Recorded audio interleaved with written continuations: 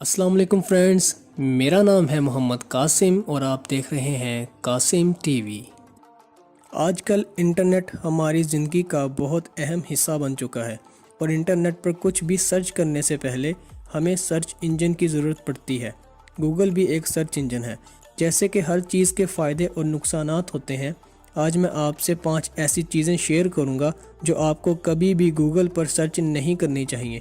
Video شروع کرنے سے پہلے میری آپ سب سے یہ ریکویسٹ ہے کہ اگر آپ نے میرا یہ چینل سبسکرائب نہیں کیا تو کائنڈلی کر لیجئے اور ساتھ ہی ساتھ بیل کے آئیکن کو بھی پریس کر دیجئے تاکہ میری ہر نئی ویڈیو کا نوٹیفیکیشن آپ کو آپ کے نوٹیفیکیشن بار میں مل سکے۔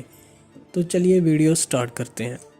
نمبر 1، اگر آپ کو اسلحے اور ہتھیاروں کے بارے میں جاننے کا شوق ہے اور آپ یہ جاننا چاہتے ہیں کہ وہ ہتھیار بنا کیسے ہے یا اس کو استعمال کیسے کرتے ہیں، تو بے شک آپ یہ سب اپنی معلومات میں اضافے یا محض فن کے لیے سرچ کرتے ہیں، تو آپ کو یہ بات بھی پتہ ہونی چاہیے کہ دنیا بھر کے ممالک میں موجود انٹیلیجنس اور سیکیورٹی ادارے ہمیشہ ایسی سرچز کو ٹریس کرتے رہتے ہیں اور آپ کا IP ایڈریس مشکوک ہونے کی بنا پر ان کے ریکارڈ میں جا سکتا ہے، جس کا مطلب یہ بنتا ہے کہ وہ اب آپ کے انٹرنیٹ پر ہونے والی ہر سرگرمی پر نظر رکھے ہوئے ہیں کہ یہ کوئی مشکوک شخص یا دہشت گرد تو نہیں، لہٰذا شک کی بنا پر آپ کو گرفتار بھی کیا جا سکتا ہے۔ نمبر 2، ہم میں سے بہت سے لوگ ایسے بھی ہیں جو اپنی بیماری کے متعلق گوگل پر سرچ کرتے ہیں۔ واقعی میں ایسی ویب سائٹس بھی موجود ہیں جو اس بارے میں علم اور مدد فراہم کرتی ہیں، لیکن اس سے آپ ڈپریشن اور بہت سی خطرناک بیماریوں کا شکار ہو سکتے ہیں۔ لیکن کیسے؟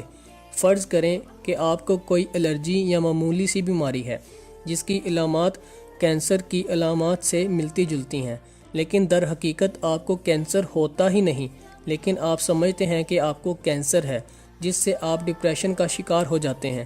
لہٰذا ایسی سرچ کرنے سے گریز کیجیے اور اپنی بیماری سے متعلق ڈاکٹر سے رجوع کیجیے۔ نمبر 3، بہت سے لوگ گوگل سے کئی زبانوں کا ترجمہ کرتے ہیں جو آپ کے لیے نقصان دہ ہو سکتا ہے، کیونکہ ممکن ہے کہ گوگل آپ کو ایسے ترجمے دکھائے جو بالکل ویسا نہ ہو جیسا حقیقت میں ہونا چاہیے تھا، مطلب کہ کسی جملے کا اصل مطلب نہ ہو، لیکن آپ اسی ترجمے پر یقین کر کے سامنے والے کو جواب دیں۔ یہ آپ کے لیے شرمندگی کا باعث بن سکتا ہے۔ ہاں، البتہ اگر آپ 1 یا 2 الفاظ کے معنی جاننے کے لیے اس کا استعمال کرتے ہیں تو ہاں، یہ آپ کے لیے کافی حد تک مفید ثابت ہو سکتا ہے۔ نمبر 4، انٹرنیٹ پر چونکہ ہر قسم کا مواد موجود ہے، مطلب کہ انٹرنیٹ پر موجود حادثات کی گرافک تصویریں اور خطرناک جانوروں کی تصویریں جن سے خوف آتا ہو، یا پھر فحش مواد بھی اچانک سے ایڈز کی صورت میں آپ کی اسکرین کے سامنے آ سکتا ہے۔ یہ چیزیں ذہنی طور پر آپ کو پریشان کر سکتی ہیں۔